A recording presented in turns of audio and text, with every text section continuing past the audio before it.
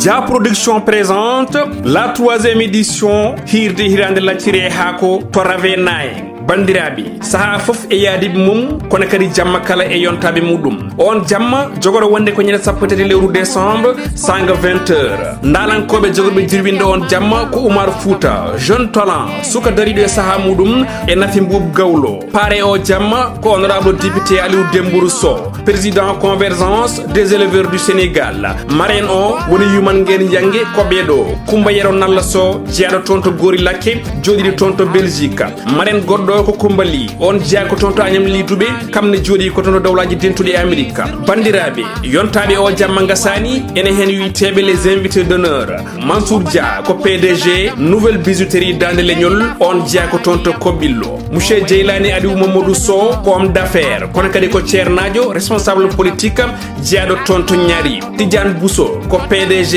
TB compagnie Kankayri peinture on jeeya ko toon to Agnam Siwol Acca Diallo madame Sall ko joom suudu maire mo Bakel ceerno Amadou Sow jeeyaɗo toon to wuro Dekle Fulɓe bandiraɓe wotomo luuta o jamma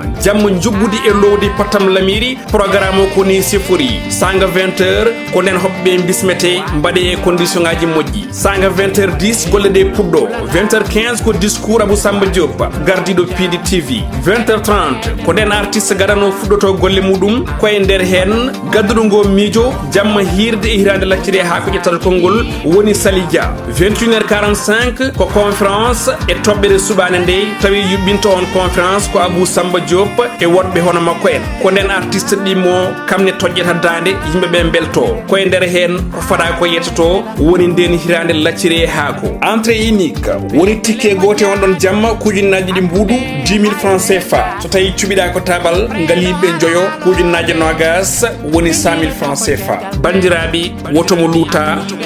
o jamma yontaɓi kono kadi jamma patamlam jam wale mon bandiraɓe musidɓe tedduɓe hettiɓe heeɗiɓe daraɓe Ayaw Pindi TV en garti katande jomiraɗo subaka hande o gam mbiyettude ko sifa e kala gadane jahandeji leydi Sénégal joni paren koye jahandeji ɗi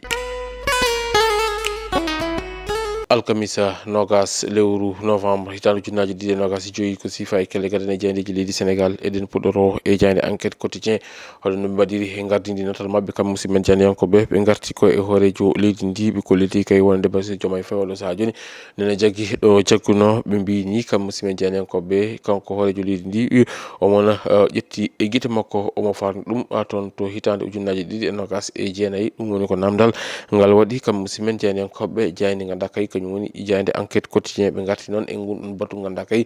terɗe landa Pastef kupottitino ɗum e omo ganduɗa kañum woni hoorejo leydi ndi ɗum ine tawe e jayde nde kono ɗum ko kam musidɓe janiyankoɓe ɓe garti e nden ɗon e ɓoore nde jogui laamu leydi Sénégal soko hestitinde ɗin ɗon nokkuji ganduɗa kay ko nokkuji lammuɗe to ko banggue e diwanyankoji ɗi ɗum ine tawe e jayde ganduɗa kam woni jayde enquête quotidien jayde Les Échos kañum naati dingadala artani koye ko yuti e haala commission d'instruction toon to haute cour de justice ɓe garti e Moustapha Diop maire mo Louga ɓe mbi ko kanko kay woni ko waɗa déchargé ɓe garti noon e ɓen ɗo ɓe ganduɗa kay kañum goni fournisseur uji ɗi e konngol mumen ni tawe nder jayde nde ɓe garti noon nde konngol omo ganduɗa kañum woni Ibrahima Makodou Fall kanko noon o holliti wonande kay kala ko wonno hakkude makko Moustapha Diop ko yuti e ɗon koppareje e yoɓama à l'intégralité kono ɗum ko ɓe mbi goɗɗo o kañum ine foti hettede e ko yuti on ɗon fannu e jonte walla ni e semaine aji e garoji woni tan e jonte garoje hono no wiiri jayde nde ɓe dokki konngol omo ganduɗa kañum woni Ferdinand Coly on noon article ko yuti ala haali coupe d'Afrique gaɗo hitande ujunnaje ɗiɗi nogas e joyi ndeɗo nde gonɗen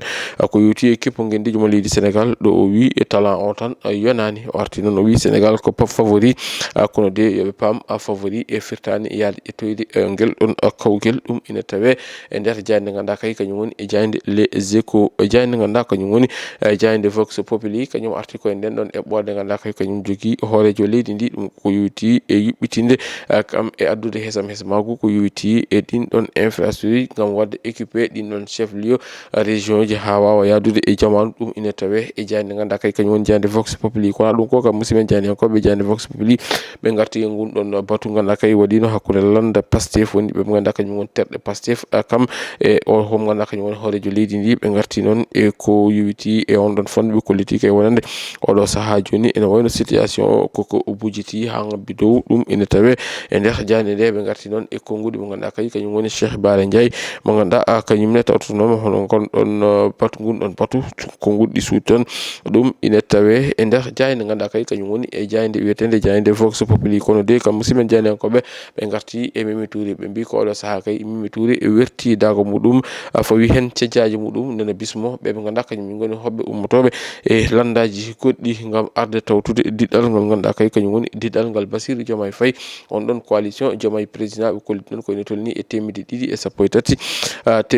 sappo e tati organisation kañumen kay oɗo saaha joni tawti omo ganduɗa kañum woni diɗɗal ngal Diomaye président ɗum ene tawe e jayde ganduɗa kañum woni jayde Vox Populi e jayde Walf Quotidien arti koye ngal ɗon pottal ngal ganduɗa kay hoorejo leydi ndi fottin ɗum e bureau politique mo landa Pastef ɓe mbi noon Diomaye oɗo saaha kay memata ko ɓe garti noon e omo ganduɗa kañum woni Diomaye heddi ɗon walla ni kañum nana jokki e oppude ɗon omo ganduɗa kañum woni Mimi Touré kam e Abdourahmane Diouf konngudi omo ganduɗa kañum woni Ibrahima Bakhoum ine tawe e jayde ganduɗa kay komo woni e jayde wiyetede jayde Walf Quotidien ɓe garti noon e on ɗon communication bureau Pastef on ɗon communiqué ɓe mbi kay ko gasta a Pastef ko ɗum woni ko woni mbaɗi kam musidɓe jaynenkoɓe e jayde ganduɗa kay kañum woni jayde Walf Quotidien jayde Sud Quotidien kañum arti koye no publication ko yowiti e rapport l'IGE mo ganduɗa kay ko fewti e hitande ujunnaje ɗiɗi e nogas ha yetti hitande ujunnaje ɗiɗi e nogas e nayyi ɓe garti noon ɓe mbi ko Diomaye face à son engagement ɗum ine tawe e jayde ganduɗa kay kañum woni jayde ganduɗa kañum woni e jayde wiyetede jayde Sud Quotidien ɗo ɓe mbaɗi natal hoorejo leydi ndi ɓe mbaɗi ɗon kadi natal omo ganduɗa kañum woni sohna Aminata Touré woni Mimi Touré ɗum ene tawe e jayde Sud Quotidien jayde Las Quotidien kañum rutani ko alhaali on ɗon mo ganduɗa kay ko crise tawateɗo hakkude Diomaye kam e Sonko kam musidɓe jaynenkoɓe ɓe garti noon e ɗen ɗon caɗele ɗe ganduɗa kay ne on cortumami mo ganduɗa ene teska e ko yowti on ɗon fannu ko walla ɗum ko konngudi Barthélémy Dias ine tawe e jayde nde kono noon kam musidɓe jaynenkoɓe ɓe garti e Mimi Touré mo ganduɗa kay oɗo saaha joni nene jokki bismade hoɓɓe aroɓe gam tawtude on ɗon organisation mo ganduɗa kay kañum woni e Diomaye président ɓe kolli toon ko ene ɓuura temedde tati organisation oɗo saaha kay kañumen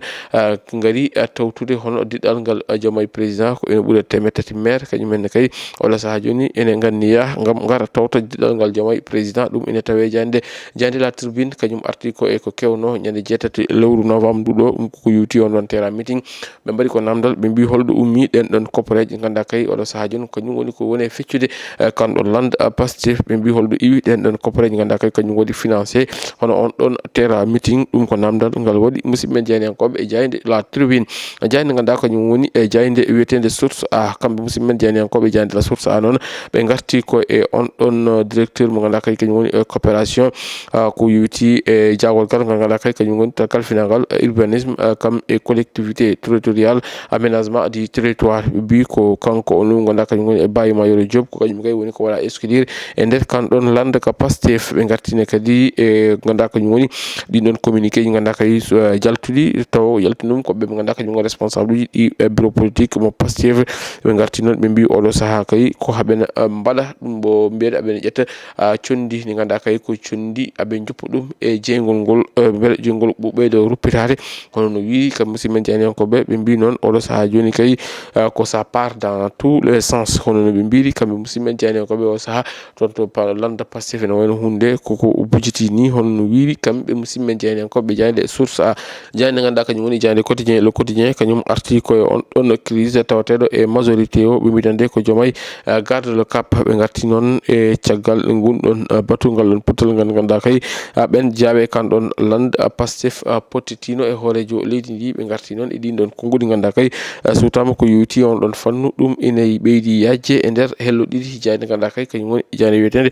quotidien le quotidien en jabani jayde coftal ɓallinde ɗum ko yowti e jayde Rewmi quotidien e kamɓe noon ɓe garti koye classement FIFA ɓe mbi ko leydi Sénégal caggal ngol ɗon pottal hakkude mum e leydi Brésil e on ɗon défaite Sénégal ene wayno tan de ko waɗi reculé e place goto classé en 18e joni noon Sénégal a fati toon to 19e ɓe gartini kadi e CAF Awol mo ganduɗa kay hokkiraɓe ñalawma hanki o ɓe mbi ko Achraf Hakimi ko kañum kay woni ballon d'or africain e hitande ujunnaje ɗiɗi e nogas e joyyi ɓe gartini kadi e ngal ɗon pottal ngal ganduɗa kay waɗi hakkude leydi Sénégal e leydi Brésil e ɗen poti cihlagal woni kadi hakkude leydi Sénégal e leydi Kenya kamɓe noon musidɓe jani ko ɓe mbi ko holko janggitte e ɗen ɗon potite ɗiɗi ɗum ko namdal ngal waɗi musidɓe men jayniyankoɓe ganduɗa kay ko kañum woni e jayde ro record bandiraɓe musidɓe tedduɓe hettiɓe heeɗiɓe daroɓe ayaw pindi tv e gassi ha laaɓi ceer ko ɗum ɗon komin keɓ noon rumnanade ko sifa e kele gadane e yoga e jaydeji leydi e Sénégal ko adi keɗen mbaynodira en neldat duwaw ɓe ganduɗa kañum goni bandiraɓe meɗen Souraynaɓe e caggal duttugol e jomuɗum mo ganduɗa kañum woni imam Ratib ton to mosɗe jama mo Souray ko kam o woni ko rutti e jomuɗum o wirnama e ñalawma hanki o caggal julal takkosan ton to Souray kanko mo ganduɗa kañum woni Amadou Diara Diop mo ganduɗa kay ko kam wonno imam Ratib ton to wuro meɗen Souray en neldi duwaw fewde e dendagal bandiraɓe meɗen Souraynaɓe kala yo Allah yurmomo yafomo harnamo aljanna kanko e dendagal mayɓe julɓe kala bandiraɓe musidɓe tedduɓe